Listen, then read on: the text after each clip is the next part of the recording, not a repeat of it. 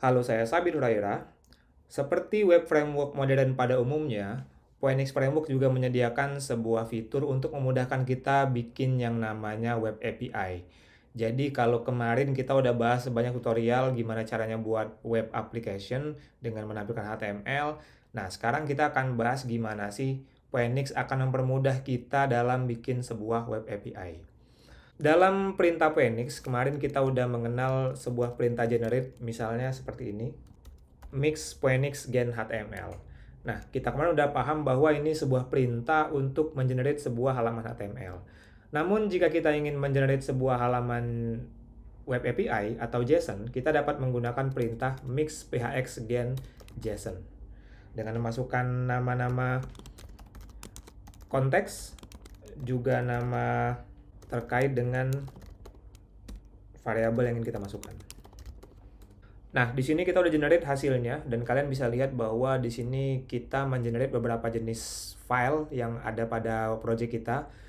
Ini mirip banget dengan generate HTML kemarin, cuman bedanya di sini kalian nggak akan lihat beberapa file-file HTML yang di-generate pada saat kita generate file HTML-nya. Di sini kita ada generate controller dan di sini ada generate JSON, change set JSON yang nanti kita bahas.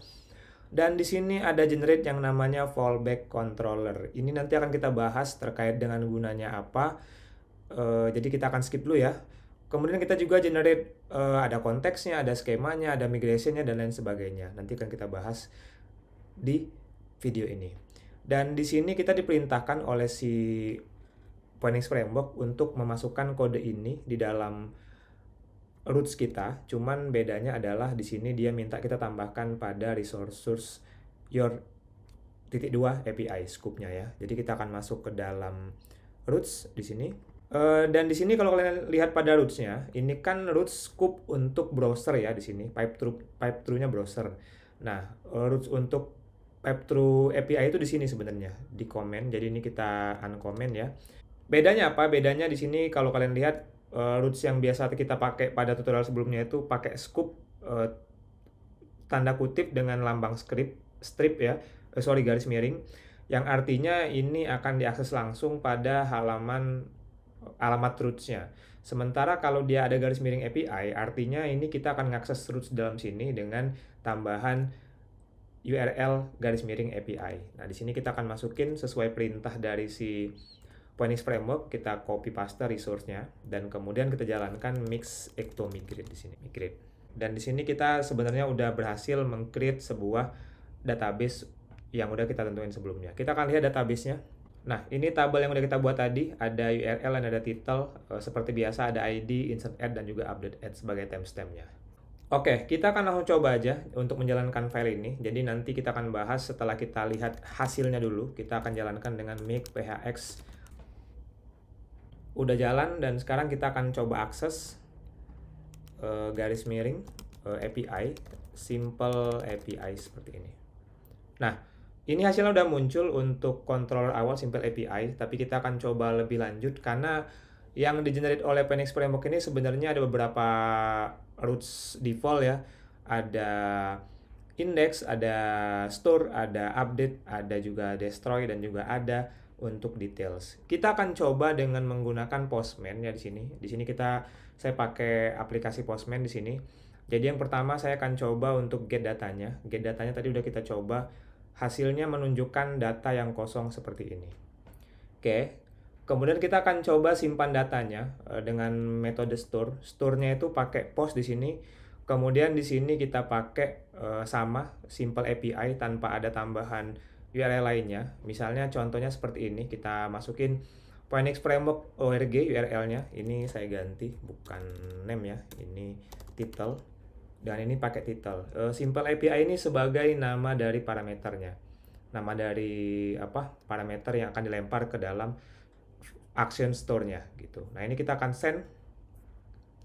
Kalau kita send ini cuman menampilkan return data yang sama seperti yang kita input tadi, tapi kita akan bisa lihat bahwa sebenarnya kita udah berhasil menyimpan sebuah data di sini. Nah, ini kita nyimpan sebuah data baru dengan hasil seperti berikut. Kalau tadi kan kita udah coba bahwa waktu kita manggil list datanya ini kosong ya. Nah, setelah kita input satu data, dia muncul satu data. Atau kita coba lagi data yang kedua, misalnya di sini kita tambahkan google.com. Ya, ini web Google. Seperti ini, kita jalankan lagi. Muncul seperti ini dan kita lihat pada data aslinya, pada daftar datanya. Nah, ada dua buah data dengan ID yang pertama dan ID yang kedua seperti ini, google.com dan juga Phoenix Web. Kemudian kita akan coba melihat detail datanya. Ini sama menggunakan fungsi get, tapi kita tambahkan parameternya bisa 1, bisa 2. Misalnya ini akan mengacu ke ID ya. Kalau saya mau lihat data yang ID-nya 2, maka data Google yang tampil. Kemudian kita juga bisa update datanya. Update datanya juga sama, kita pakai URL yang ada parameter ID-nya juga. Misalnya saya mau update yang nomor 2 ya. Di sini saya ganti.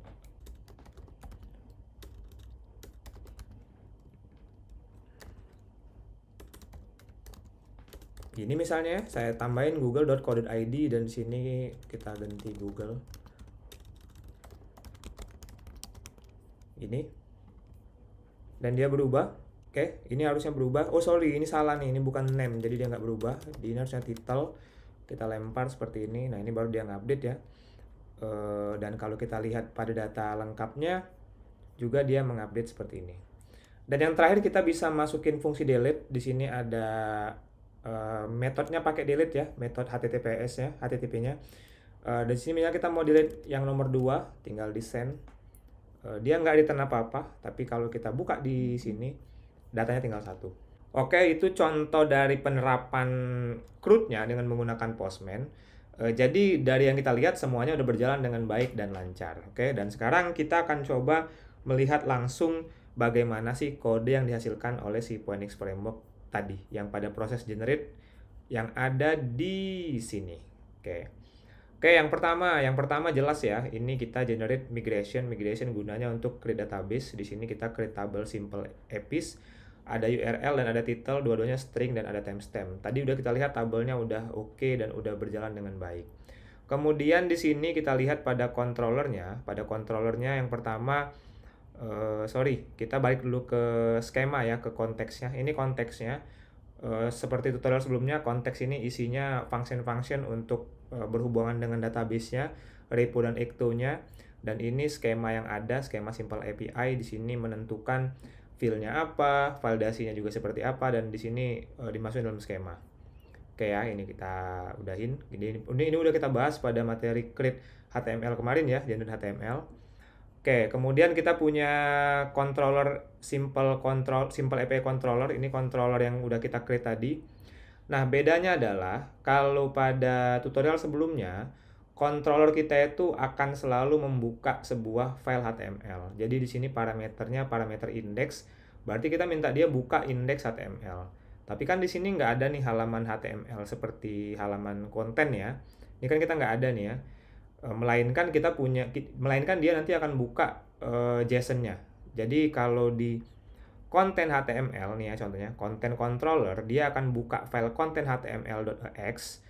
Sementara kalau dia untuk JSON, untuk API, dia simple API controller nggak akan buka simple API HTML, tapi dia akan buka simple API JSON. Dan kalau kita buka di sini, di dalam file simple API JSON ini berisi beberapa function.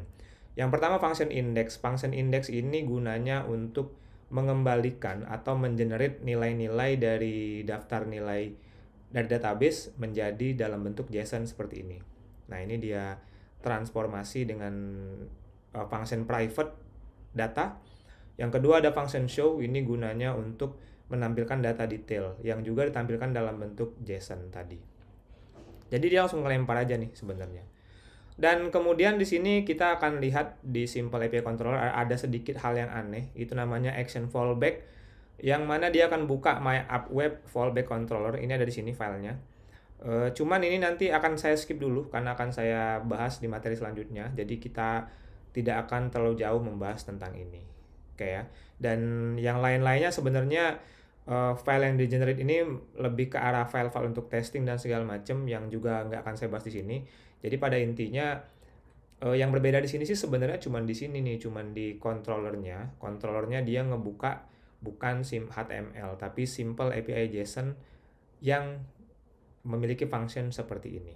Oke ya, jadi itu kurang lebih terkait dengan cara create JSON atau create WAPI pada Phoenix Framework.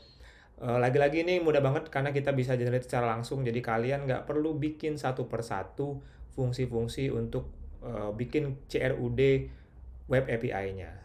Jadi udah mudah banget, tinggal kalian generate dan jadi. Oke, terima kasih. Sekian dari saya. Semoga membantu.